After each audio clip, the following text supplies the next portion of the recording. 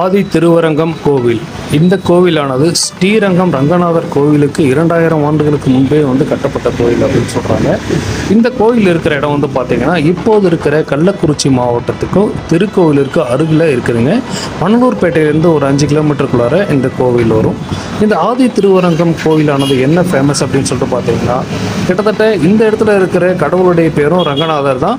இதில் இருக்கிற இந்த ரங்கநாதருடைய சிலை பார்த்தீங்கன்னா ஸ்ரீரங்கத்தில் இருக்கிற ரங்கநாதர் சிலையோடவே ரொம்பவுமே பெருசாக இருக்குது.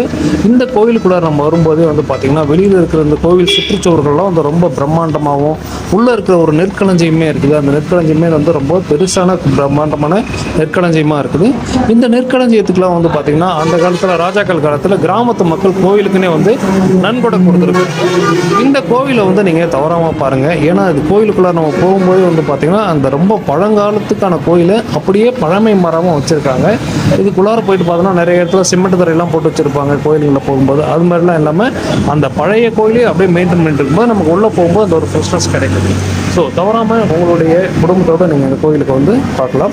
இந்த கோயிலுக்கு வர வழி பார்த்தீங்கன்னா கள்ளக்குறிச்சியில் இருக்கிறவங்க எல்லாருமே மணலூர்பேட்டை வழியாக நம்ம வந்தோம்னாலே வசதியாக இருக்கும்.